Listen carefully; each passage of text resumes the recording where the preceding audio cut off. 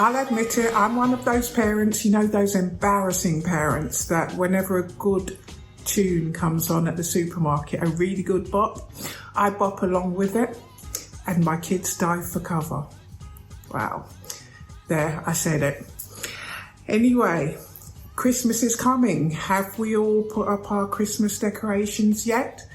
Well, I haven't, not quite yet, because I think this year has had so many twists and turns that we needed something to keep looking forward to. So the longer it took to put up Christmas decorations, in my opinion, the more there was to look forward to this year.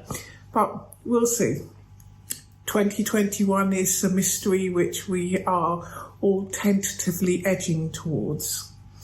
In more ways than one, it seems. Now, this week's news, and this is why I say in more ways than one. It was announced yesterday that the British government have a plan for next summer's assessments and exams, much in line with what Scotland and Wales have decided, but quite controversial as well.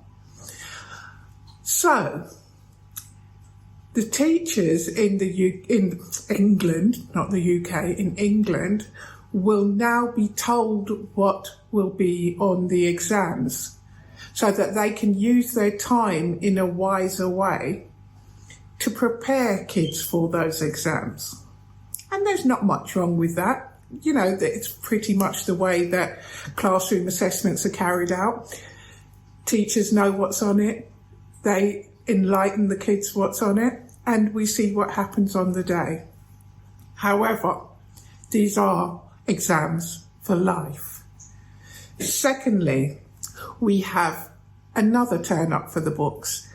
When the exams get sent off to the examiners, those examiners will be instructed to mark in a more lenient way. So let me repeat, let me go over that. The two steps are: the teachers will know what will be on the exam, and the examiners will mark in a more lenient way than any other year. It's a little bit of a two-edged sword there. Now, I'll explain to you. One of the reasons are, as teenagers' job description is to like things a little bit easier.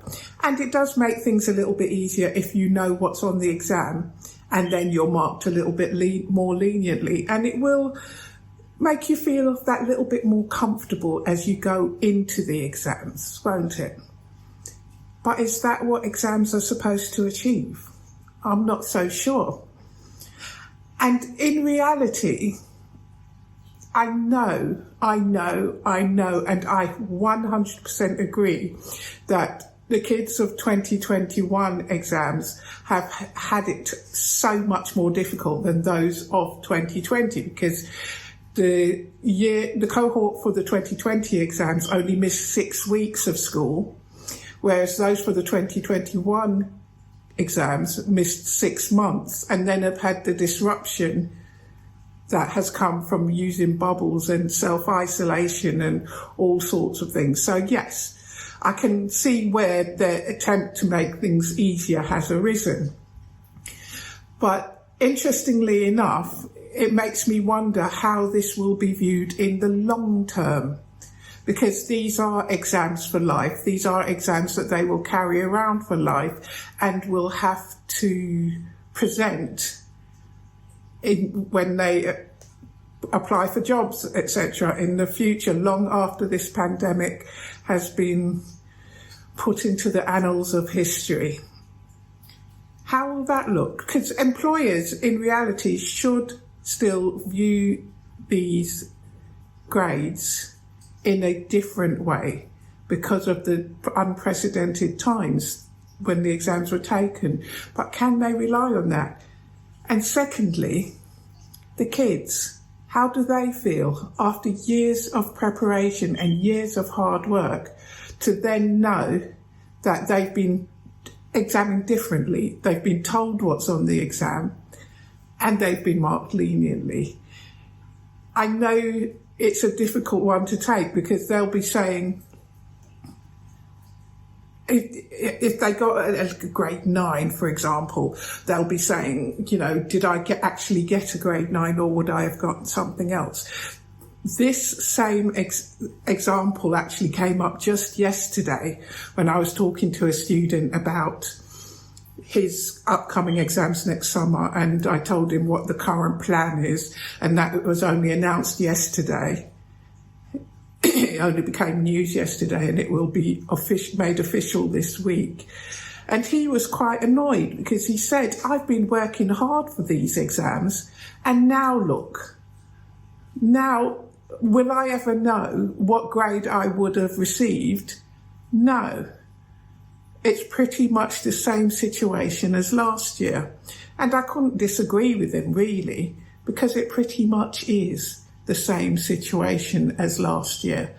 When it's designed from a good place, I presume, to make things easier or fairer for the kids. But at the same time, it doesn't solve the long-term psychological effects of it.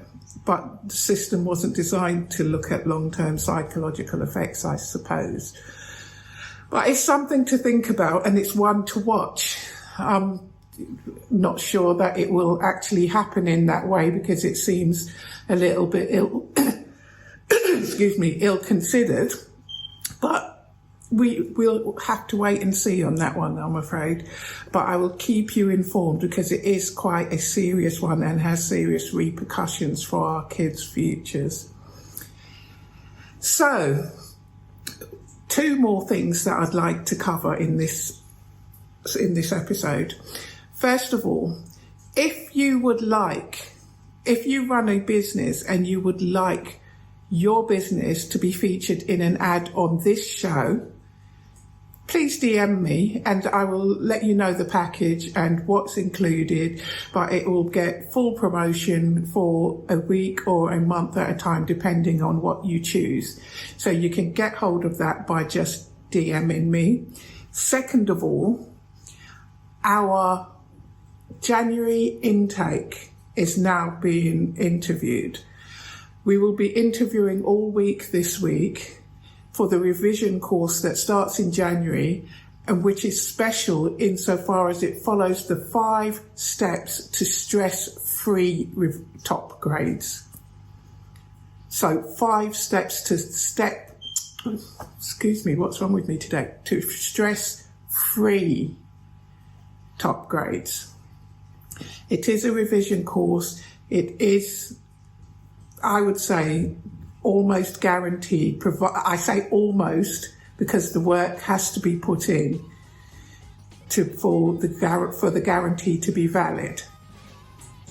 If you DM me or go to jgeducate.com, those are the best 2 ways to contact me. I'll be able to give you more details. But in the meantime, please now proceed with the Christmas decorations and the Christmas festivities, and I will talk to you again next week.